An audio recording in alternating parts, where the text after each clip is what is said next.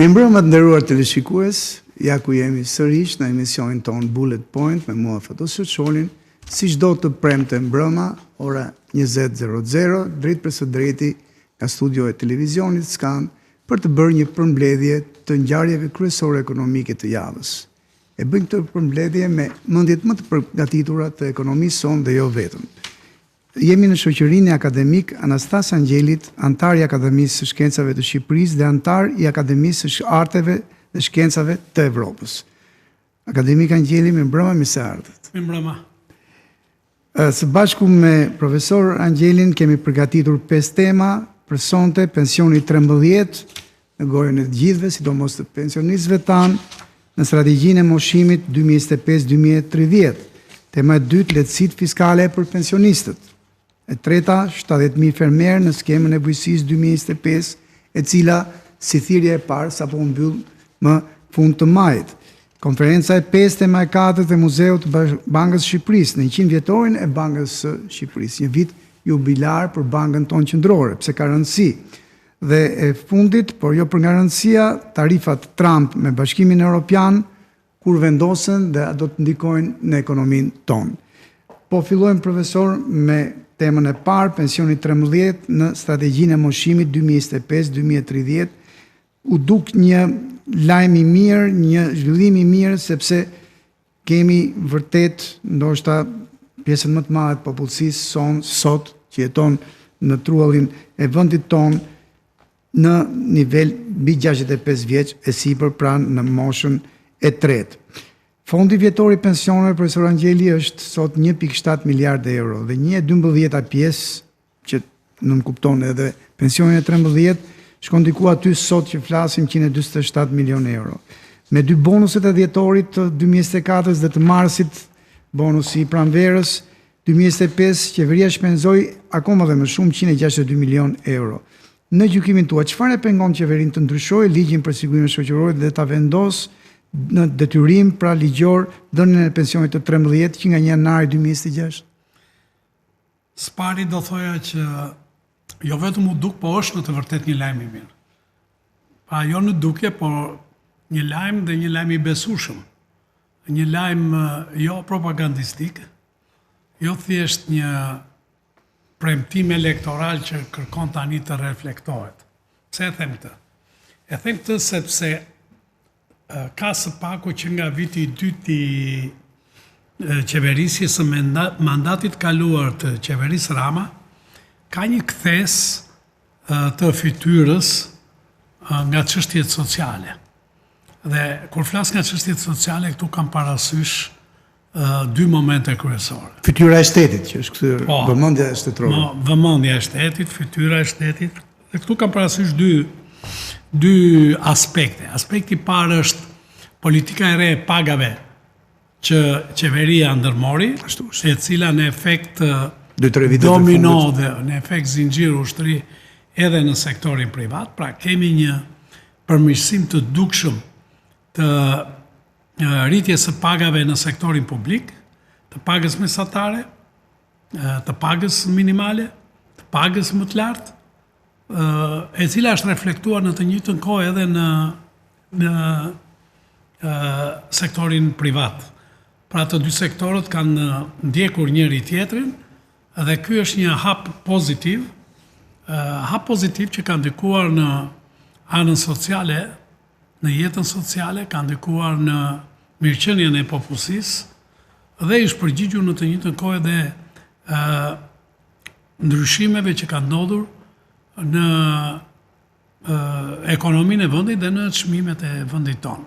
Aq më tepër, pastaj kemi edhe një parafrim të standardit të pagave me pagat e rajonit e pse jo dhe me disa vende të shteteve europiane. Hapi dytë ose aspekti dytë është qëndrimi që qeveria ka deklaruar dhe ka dhënë sinjalet e para në mandatin e kaluar me deklaratat që bëri edhe gjatë fund mandatit dhe fushatës, që është qëndrimi ndaj pensionistëve. Atë edhe një turn, fakt, të veçantë kryeministrit. Po, ky qëndrim është përsëri një qëndrim i ri, pozitiv, i cili do të ndikojë dhe po ndikon në jetën e një numri të madh të popullsisë, siç e kemi diskutuar dhe një herë tjetër. 721.000 721.000 pensionistë preken nga kjo politike re e pensioneve që qeveria po ndërmerr. Dhe në këtë kuadër është edhe çështja e pagës së 13, që s'është e vetmja, se lidhet në të njëjtën kohë edhe me bonuset që u dhanë vitin e kaluar, edhe gjatë këtij viti në prill, lidhet në të njëjtën kohë me një reformë të re që do të bëhet në pensione dhe me masat që do merren në nivelin e pensionit minimal dhe pensionit mesatar. Pse tani është pyetja, pra ishte e nevojshme të bëj ky shpjegim për të argumentuar edhe pjesën pse nuk është vendosur data në ligj. Po, e pyesin të gjithë, sidomos pensionistët. Jemi në mes të vitit 2025. Dhe ajo që është deklaruar për fillimin e vitit 2026, të paktën 2026, të paktën strategjia këtë mbulon 2026-2030.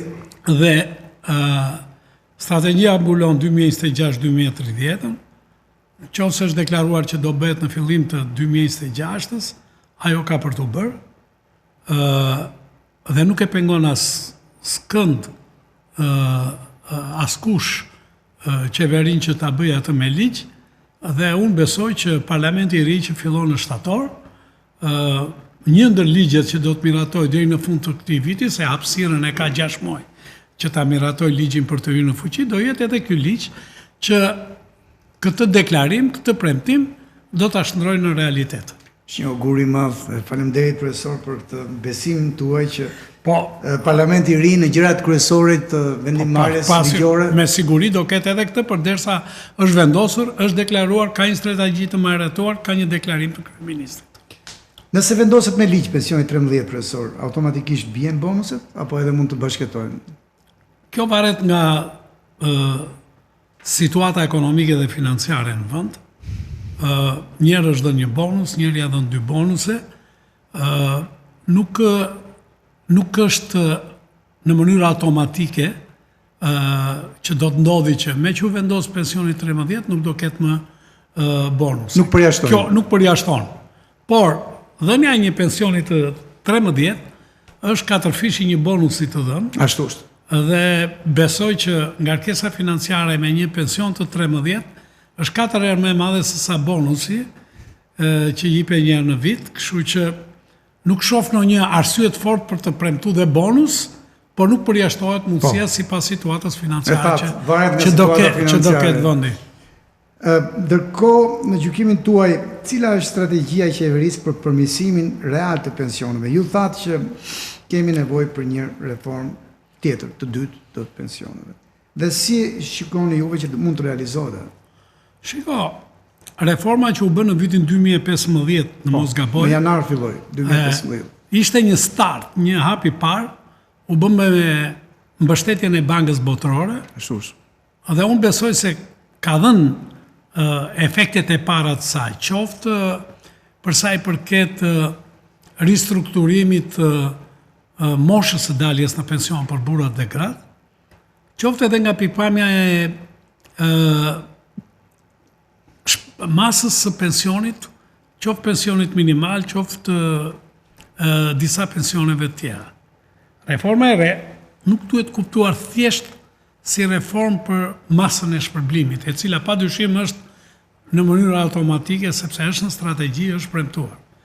Por është konceptuar dhe duhet konceptuar si një reformë strukturore e sigurimeve, shoqërore, e pensioneve, qoftë nga pikpamja e skemës, qoftë nga pikpamja e burimeve të financimit të saj, që me siguri tashmë në bazë 10 viteve të aplikuar atë skemës pensioneve të startuar në 2015,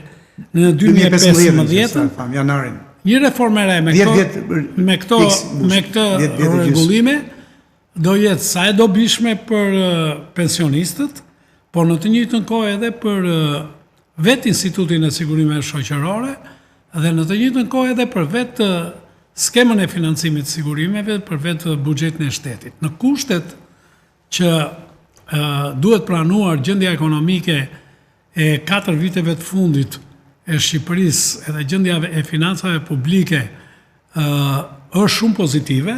Kemi pas një zhvillim qëndrueshëm 3 deri në 4%, një ulje deficitit buxhetor, të borxhit publik dhe në të njëjtën kohë të ardhura suplementare të krijuara kanë treguar që financat publike ashtu si dhe ekonomia janë menaxhuar suksesshëm dhe pozitivisht, çka kanë gjeneruar mundësi dhe burime jo vetëm për rritjen e pagave, jo vetëm për zhvillim ekonomik nëpërmjet investimeve, po në të njëjtën kohë edhe për të kthyer fytyrën tek çështjet sociale, tek pensionistët. Ndërkohë në strategjinë e moshimit 2026-2030, qeveria ka përcaktuar dhe objektivin e indeksimit të diferencuar, pra të korrigjimit të pensionit, nuk është rritje reale, e kemi thënë disa herë, korrigjimit të pensionit me rritjen e çmimeve, disa çmimeve që janë të përditshme, ato quhen mallrat e shportës, dhe këtë inflacion e mat instat çdo tetor të çdo viti. Por nuk ka caktuar datë. Shiko, kriza e çmimeve e shpërthyer mbas luftës në të Putin në agresionit në Ukrainë. Po, e kemi pranuar që preku dhe vendin tonë. Ashtu është. Ishte një krizë çmimesh, një krizë inflacioniste. Politika monetare e Bankës Shqipërisë arriti që brenda objektivit të saj ta frenoj rritjen e inflacionit, ta kthej në objektivin e saj. Nuk u bë asnjëherë dyshifror gjatë gjithë kësaj periudhe. Ishte shumë. Por rritja e çmimeve ka ndodhur edhe për mallat e shportës dhe vendimi ose propozimi i vendimit të qeverisë për ta realizuar këtë që e ka bërë dhe herë tjetër është një propozim pozitiv. Dhe kjo ndihmon shumë pensionistët krahas masave të tjera që përmendëm më lart, që të indeksoj pensionin me inflacionin, nuk është rritje, por është rritje për të përballuar rritjen e çmimeve. Një mbrojtje për rritjen e çmimeve. Natyrisht nuk ka deklaruar datë. Data deklarohet mbasi Stati dhe Banka e Shqipërisë nxjerrin inflacionin e dedikuar që quhet vetëm për mallrat e shportës për një vit, dhe në vitin pasardhës bëhet korrektimi. Por i diferencuar, më shumë do marrin pensionet e vogla. Po, pa dyshim. Dhe kjo është një gjë që do ndodhi, por afatet janë në varësi edhe të daljes. Ka afate ligjore të treguesve që nxjerr Instituti i Statistikës dhe qeveria ndjek në mënyrë të rregullt rezultatin që shpallet dhe bën veprimet e saj. Duhet presim pak a shumë tetorin në dorë të vitit të ardhshëm. Fundi i vitit. Edhe objektivi dyfishimit të pensionit minimal dhe atij social, tani që flasim i kemi diku ke 10.000 lekë të reja në muaj, në 20.000 lekë, gjithashtu nuk ka datë. Shiko, Dies që po ngec ke data, po të gjithë pensionistët pyeten, po mirë, më kur do na rriten dyfishonin pensionet? Unë thash pak më parë që janë disa masa që po merren dhe që natyrisht është legjitim shqetësimi i pensionistëve që të pyesin se në çfarë do të ndodhi dhe si do ndodhi. Pyesin një zëri, çdo lloj pensionist. Flasim për rregulla buxhetore dhe financiare të cilat rregullohen me ligj, rregullohen me buxhetin e ri. Duan kohën e tyre. Në parlamentin e ri do të shkojë buxheti i vitit të ardhshëm, i cili ai do të reflektojë të gjitha këto objektiva nisma të strategjisë. Sepse vendosja në strategji dhe miratimi i strategjisë nga qeveria apo nga parlamenti, pastaj përbën obligim për reflektimin e tyre në shpenzimet buxhetore. Dhe ato planifikohen në buxhetin e vitit që do vi, i cili kalon në nëndorë në parlament dhe hyn në fuqi pastaj. Dhe nuk janë të vogla, duke parë vitin pastaj. Janë efekte financiare të mëdha, se pyetja tjetër që bëhet shpesh thon, po mirë, tani u kujtuam pse si bën më parë. Unë mendoj që reflektimi që siç e thash i 3 viteve të fundit është rrjedhoje situatës ekonomike, situatës financiare. Po të kishte mundësi më përpara të jeni të sigurt që Mund të realizoheshin që atëherë. Qeveria do t'i Po t'i kishte kishte bërë që mundësitë. atëherë. Por tani që mundësit krijohen, bën hapat për kace, si për pagat që u bën, ashtu edhe për pensionet, ashtu edhe për pensionin minimal. Dhe shumë e drejtë kjo, si thua, kuadër kohor që juve thatë, profesor. Pra 3 vitet e fundit, se to 3 vitet ishin më të mirë ekonomike që ka përjetuar ekonomia jonë. Ky është momenti që edhe nuk është se si thua, janë para diku dhe nuk do. Kryeministri Ka qenë Jorgani në 2019 nuk do qeveria.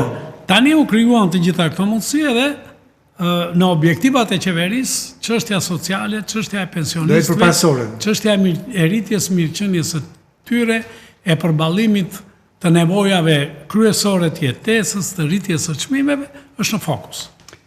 Nëse më lejoni, po kalojmë në temën e dytë që kemi përzgjedhur së bashku, lehtësitë fiskale për pensionistët. Sërish për pensionet dhe pensionistët, sepse realisht është kryefjala e kësaj jave. Lehtësitë fiskale të përmbajtura në strategjinë e moshimit, profesor, për pensionistët janë të shumta. Po përmendim disa prej tyre, zerohet taksa vjetore makinës së pensionistit, zerohen taksat vendore, për kuptohet sipërmarrjet ku janë pronar pensionistët, sipërmarrjet e vogla në qytete, zerohet taksa e pasurisë, kemi një ulje, ende nuk e dim masën të tatimit mbi pagën kur pensionisti punon, kemi shumë pensionisti punon dhe ndoshta mund të kemi akoma dhe më shumë se ne e dim mungesën e krahut punës në shumë sektor të ekonomisë sonë, profesor. Transporti publik falas në të 61 bashkitë, jo vetëm në Bashkinë e Tiranës, që ishte një shembull vërtet shumë i mirë që e mori Bashkia e Kryeqytetit. Dhe prapë edhe pse ju e thatë që nuk është çështje, është çështje se sa i ke mundësitë ekonomike për ta realizuar këtë, themi më në fund. Dhe prapë pyetja, ju kërkoj ndjes, po të vjen me njëherë pse u prit kaq gjatë për këto lehtësi fiskale, sepse vërtet kanë një kosto në buxhetin e shtetit, po ndoshta jo aq të lartë sa premtimet për pensionet 13 e të tjera që ne folim. Ky është një kënd vështrimi i ri, siç e përmenda edhe fytyra e shtetit e kthyer tërësisht në anën sociale. Është një kënd vështrimi i ri në anën sociale dhe veçanërisht në këtë stres që përbën gati 1/3, 1/4 e popullatës. E ndjeni këtë, profesor? Jeni sigurt? Po, e sigurt. Si thua, gjitha bateritë janë çuar në anën sociale. E sigurt. Domethënë që ka një kthes rrënjësore në qëndrimin e qeverisë për këtë çështje. Thash, nuk është se ka munguar vullneti dhe dëshira më përpara. Pyetja që bëhet pse tani? Tani, siç e theksuat edhe ju në pyetjet tuaja, janë disa instrumenta për të mbështetur këtë stres të popullsisë. Është pensioni 13, është rritja e pensionit minimal, pra është indeksimi i inflacionit, i diferenciuar, që janë instrumente që lidhen direkt me atë që merr. Po ke dhe disa instrumenta të tjerë që janë instrumentet fiskal. Mos pagesa e taksës për automjetin, mos taksimi pjesës kur pensionisti i pagës kur pensionisti punësohet. Dhe nxit shumë më tepër vetë pensionistin, tjetë akoma dhe më shumë aktiv. Po, vendosja e kartës së pensionistit për transportin urban. Pra, në të 61 bashkit. Në të 61 bashkit do të thonë gjithë Shqipërinë. Ashtu. Pra, janë disa masa të tjera lehtësuese quajto, të cilat edhe këto duhet pranuar që kanë një efekt buxhetor. Financiar, se as që diskutohet. Për ne ekonomistët momenti është një peshë, është një peshë. Do na mungojnë disa të ardhur. Po ti mbledhësh do të thonë edhe 10 milionë euro. Po ti mbledhësh gjitha këto pika, duken sikur janë pika të vogla, por në fund pastaj gur bëhet mur që thotë. Gur bëhet mur edhe lek bëhen shumë lek. Dhe kështu që unë mendoj që është një nga kthesat më të mëdha, është një nga si thuash qëndrimet më pozitive që po ndërmeret, nuk po them se filloj sot që të ngopemi me lukë të zbrazët, por që pse tani, sepse tani janë mundësit financiare dhe këto të gjitha do të shoqërohen, si që theksova, me ligjet e reja që do të kalojnë, paketa fiskale, që do të kalojnë në buxhetin, bashkë me buxhetin e shtetit në nëndor, për të filluar të zbatuar sipas strategjisë, të gjitha për një herë, apo hapas hapi. Po, ndoshta tek në mënyrë graduale, jo të gjitha, ndoshta është e pamundur ndoshta. Nga viti 2026-2030, siç e ka përcaktuar strategjia. Po, momenti është tani që janë këto mundësi financiare dhe që pa u planifikuar, pa u programuar, pa u ligjëruar me një paket fiskale që shoqëron buxhetin me gjithë ndryshimet që theksuan për pagën e 13 të pensionistëve. Ato nuk mund të futen sot. E rëndësishme është ajo që çka është thënë, çka është vendosur në strategji. Do të bëhet se s'bën. Çka është premtuar, faktet tregojnë që ka filluar të zbatohet. Prandaj dhe s'ka data. Prandaj dhe s'ka datë, sepse... Shumë e drejtë. Kjo ishte përgjigjja që prisnin. Sepse do kalojnë ligjet në buxhet, do dekreton, do kenë kohën e hyrjes në fuqi, dhe atëherë fillon zbatimi i tyre. Nuk mund të themi sot. Shumë e drejtë. Jo, jam me këtë përgjigje që datë profesor. Një nga ndihmat e forta për moshën e tretë do të jetë padyshim dhe ulja e faturës së energjisë elektrike. Ne e dim që për pensionistët kryefamiljar që sot kemi kompensim. Ka pasur politika të qeverisë her pas here në periudha të caktuara për diferencimin e çmimit të energjisë edhe në qoftë se ju kujtohet para vitin e kaluar patëm një politikë të re të ashtu. Ulje me 11%. Po, në vazhdim të kësaj politike do ketë edhe politika të diferencuara për çmimin e energjisë për të pension. Po ta shikosh tani të gjithë këtë paket ose strategji, duket që është një paket e kompletuar me shumë element të cilat në fund të fundit në finale konvergjojnë në një shumë pozitive në favor të kësaj shtrese në ndihmë të tyre në mbështetje tyre. Një pyetje të fundit nëse më lejoni, strategjia përmbante krijimin e një fondi kontingjenci. Ju keni kaluar buxhetet, zakonisht fondet e kontingjencës të gjatë si ministri i financave. A mund të jenë fillesat e një fondi sovran apo nuk kanë të bëjnë? Fondet e kontingjencës janë fondet të cilat... Momente krizash, qofse kanë krizë ekonomike. Për situatat saktuara, për momentet saktuara, me qëllim që të plotësohen të gjitha ato, s'po them premtime, por ato të cilat janë ligjëruar dhe kemi një moment të caktuar të vështirësisë, që të mos blokohen ato, të jenë të zhbllokuara gjithkohon. Është një paramënjan kontingjencë. Është një kontingjencë e caktuar, e cila përdoret me vendim qeverisë ose me vendim parlamentit. Po mbrohet më mirë ndoshta kjo shtresë sepse si një paramënjan që thot populli që e ke për një ditë të keqe. Kjo është ajo që thash pak më parë, që është një paket e plot. Nuk është tani më një deklarim spontan për një veprim, po është parë shumë seriozisht, janë parë shumë element për të ardhur në ndihmë. Mendon edhe ditën e keqe, në rast se nuk shkojnë gjërat, patjetër. Një krizë financiare apo ekonomike, të mbrohet shtresa. Po e përfundojmë këtu me lejen tuaj sërish, me miratimin tuaj pikën e dytë, ndoshta po marrim edhe tani sepse na e bëjnë edhe me shenjë nga regjia profesor që kaloi minutazhin në dispozicion të pjesës së parë, ndoshta bëm mirë që e morëm për shkurton pjesën e dytë mos nga shteti siç e thatë dhe juve për pensionistët tanë.